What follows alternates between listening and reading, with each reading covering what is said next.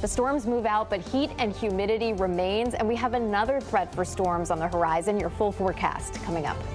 Also tonight on Connecticut's news station, one city's race for mayor focuses on safe consumption sites for drugs. We're going to hear what people say about the possible solution to overdoses. A Connecticut pastor hit and killed by a police officer while he was getting his mail. The latest on the investigation and how Reverend Jackson is being remembered tonight. Now at 10, this is Fox 61, Connecticut's news station. Well, we start things off tonight on the Weather Watch as parts of Connecticut are cleaning up from some severe storms. Good evening, I'm Ben Goldman. And I'm Jen Bernstein. Thank you so much for joining us. Trees and power lines were knocked down in several places here, especially in northern Connecticut. After these storms, though, we do have some hot and humid weather on our way once again tomorrow. It could feel like 100 degrees or even higher than that tomorrow. Let's start things off with Chief Meteorologist Rachel Frank.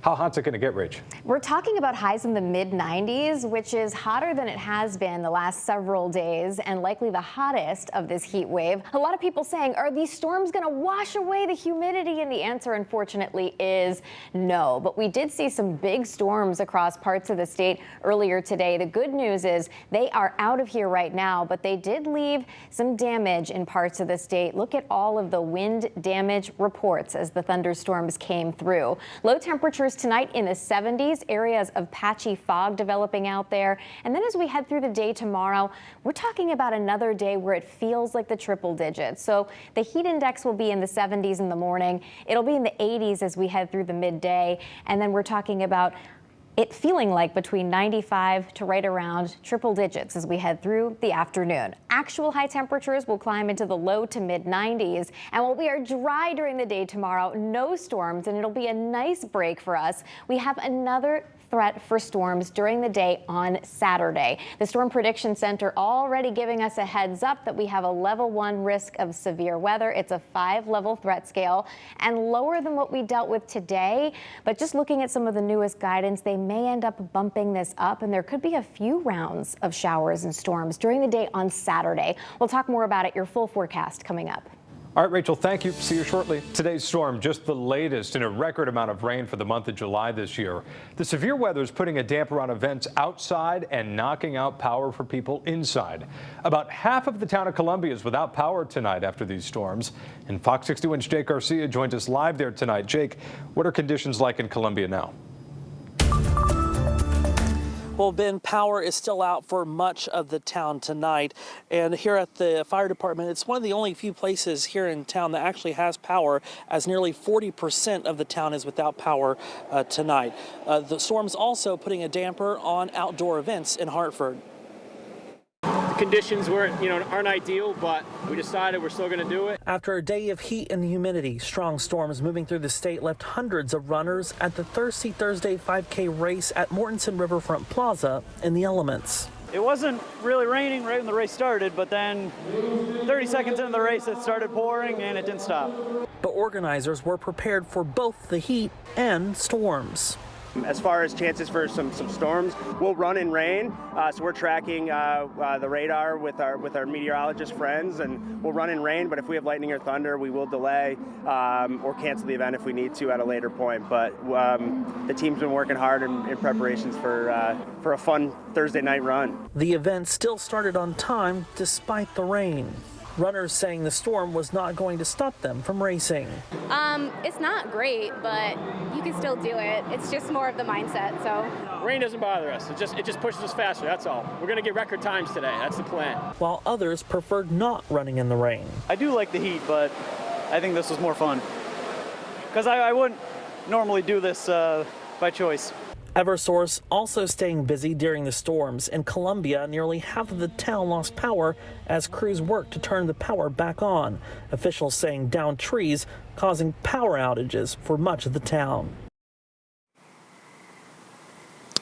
Now, according to crews, they will be here through much of the night trying to restore power. At last check, Eversource says that they expect the power to be restored here in Columbia around 6:30 tomorrow morning. Live in Columbia, Jake Garcia, Fox 61, Connecticut's news station. All right, Jake, thank you. Whether it's severe storms or hot temperatures like we're getting, stay up to date by downloading the free Fox 61 News app, where you can find live radar and hour-by-hour forecasts. It's also a great resource for breaking news and traffic conditions all across Connecticut. Well, State Police Commissioner James Ravella received a historic vote of no confidence in the wake of the traffic ticket scandal. Hundreds of troopers are accused of falsifying tens of thousands of tickets to make it seem like more white drivers were being pulled over than non-white drivers. The vote of no confidence came from state police captains and lieutenants. The potential fraud was uncovered in an audit by the Connecticut Racial Profiling Prohibition Project. I would rather have less troopers on the road than have more troopers on the road who have documented proof of falsifying information. 5 separate investigations have been opened into the accusations of falsified tickets. The U.S. Department of Transportation has subpoenaed state police records, and the Justice Department may also launch a federal investigation. A man wanted in New Jersey is now facing charges in the killing of a man in East Hartford. 39-year-old Kieran Walker is accused of shooting and killing 40-year-old Shauna Carey on Burnside Avenue Sunday night. Investigators say that Walker hid in an apartment on Tolland Street until yesterday, when he was finally arrested by East Hartford officers on a weapons charge from New Jersey. Detectives set up surveillance over the course of the next couple days, and were watching the home. And yesterday, they saw the suspect, Kieran, trying to leave out of the back of the apartment. And when they looked under that air mattress, they did find a Ruger 9mm. It did have ammunition that was consistent with the ammunition that was found at the scene of the shooting.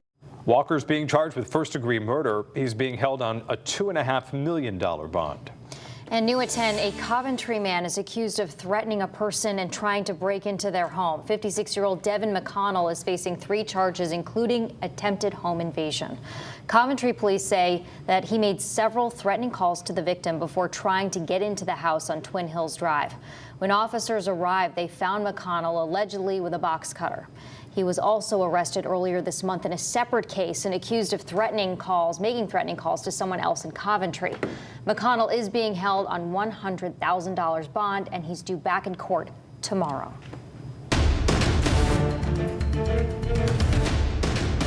Well, new at 10, the race for mayor in New Haven is focusing on a proposal for safe consumption sites. That's where people can use drugs under the supervision of professionals.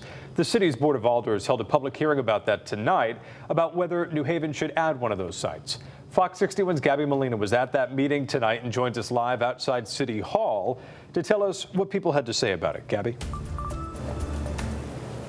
Jen and Ben, that public hearing was held at the request of mayoral candidate Tom Goldenberg, who raised concerns about city officials planning to bring those safe consumption sites here to New Haven. Mayor Justin Elicker responded to that, saying that there is no official plan and that instead the city has just been exploring the idea of these sites. But nevertheless, the topic is now on the minds of New Haven residents.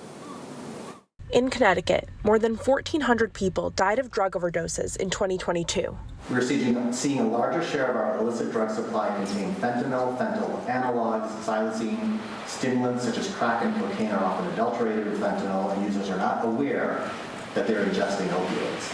As people search for answers on how to address the issue, safe consumption sites have become part of the conversation. In New Haven, the Board of Alders Health and Human Services Committee held a public hearing Thursday evening where people could share their thoughts on the future of these sites. People are advocating for the establishment of safe usage sites to help curb the current fentanyl epidemic. Using our facility assures that the nature and quality of the drugs are safe. Joseph and Fiona Farine were among those who spoke in favor of the idea. They're dedicated to ending the stigma around addiction in honor of their son Cameron, who died of an overdose in 2018. I think we really have to think about something that could save lives, and we've got to cut through the stigma and the misinformation. Other residents had questions about what these sites would look like, where they would be, and how sustainable of a solution it is. You're making this investment, but this investment could be, 5 years? And when you pack up and leave the community, what do you do to the community that's left ravished from that behavior or from that resource? And residents raised concerns about being able to get those questions answered before any plans are set in motion. Please make sure that the whole community voice will be heard and, we get the answers as far as the age age requirements and all that, how they're going to track people, what services. The Board of Alders says it has not received any plans from city officials, but welcomes discussion from the community. I just hope we can continue the conversation and keep politics out of it as much as possible and try to figure out solutions that will help our residents. The Board of Alders says if it were to be presented with a plan, then part of the process would be holding another public hearing on the topic. Live in New Haven, Gabby Molina, Fox 61, Connecticut's news station. Thank you, Gabby. Well, in Hartford's race for mayor, one candidate is getting a huge endorsement from the man that he's hoping to replace. Mayor Luke Bronin says that he's supporting Arunan Arulampalam in this year's election. Arulampalam is the CEO of Hartford Land Bank. He previously served as deputy commissioner for the Connecticut Department of Consumer Protection under Governor Ned Lamont. Mayor Bronin says that he trusts Arulampalam to continue his work from when he took office nearly 8 years ago. Arulampalam also received the endorsement of the Hartford Democratic Town Committee earlier this week. He's one candidate out of a crowded Democratic field for that race.